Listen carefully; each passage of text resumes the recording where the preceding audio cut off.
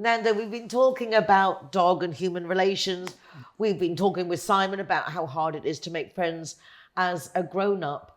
And I see, again, from social media and what have you, but it would seem that people are now actually striking up relationships and bonds with their AI. Yes. And from you, we kind of get an idea. It's, if you know what to do, it can be quite in-depth.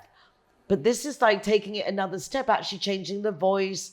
They give it, tell them what kind of personality they want it to have, and they actually are chatting with it as if it were a person. Yeah, I think there are going to be a lot of pros and cons to this because there are going to be people who find it difficult to make human friends, and the pro of having an AI that you can talk to is that it reduces the amount of loneliness and it gives you an outlet. It gives you some companionship in whether that's the right word or not, is going to give you something that you didn't have before. It's filling the silence. It is. The con, however, it means that I think it's going to potentially take those type of people and remove them even more. It's scary. Do you see that film with society. Bruce Willis years ago? And there's a whole film about him and his wife, and they're gorgeous, and they're like, I can't remember the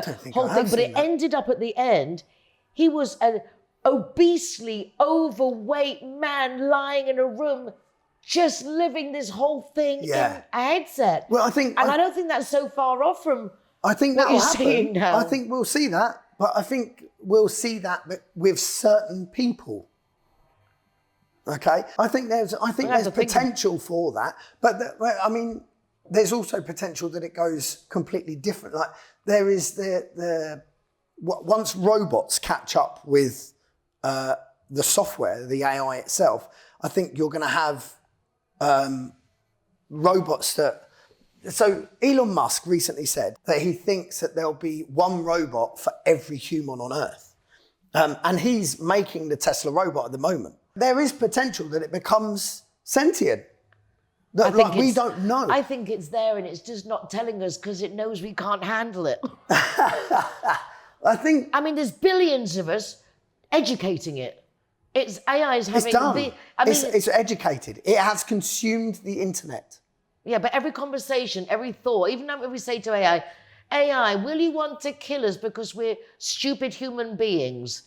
In the sense, every single question, every ridiculous thing, plus all the rest. It's a daily teaching it how to be us. But also you've got to remember, AI isn't just one thing. There are lots of different AIs. So there are AIs that are at the moment, and eventually there's probably going to be one winner. So one corporation will be the following the suit, the one that runs everything. But at the moment, there's several different choices. You've got ChatGPT, you've got Claude, you've got Pi, you've got Perplexity, which are kind of the large language models that are the ones that people think of when we talk about AI.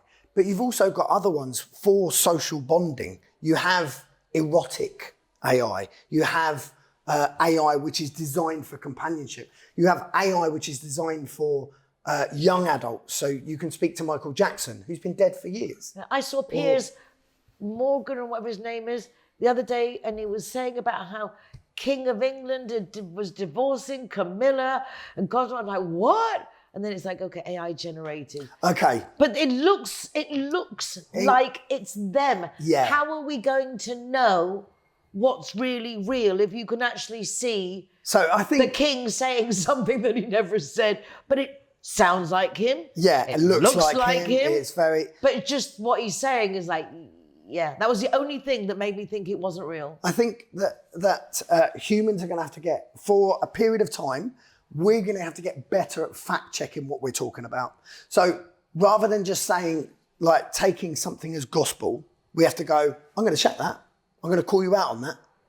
Because that's our responsibility. And actually, we should have already been doing this for years and years, because if it's in a newspaper, people take it as gospel. Mm-hmm. If it's on television, people take it as gospel. And actually, it doesn't work like that.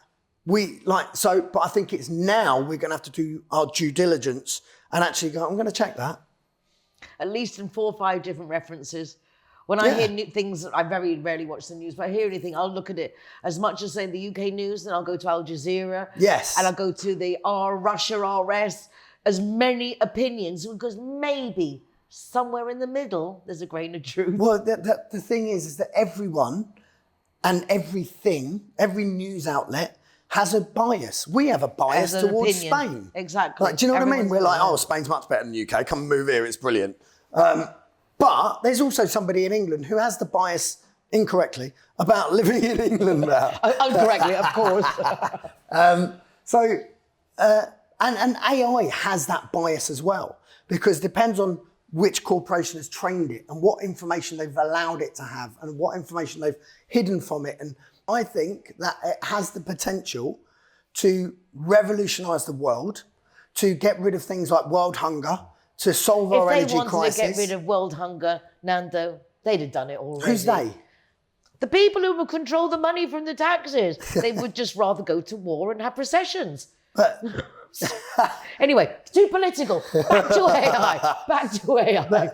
But so already AI has, so just yesterday, AI has designed a new protein, okay, which has 100% success rate as an antidote for a cobra snake bite, okay?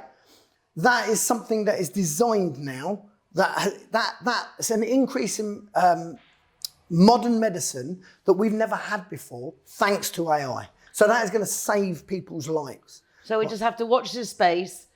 Pros and cons. Pros and cons. We have the pros, we have the cons, and now both of us are just going to evaporate because we're not really here. We're all in the simulation. We're already in the matrix, and this is just a simulation.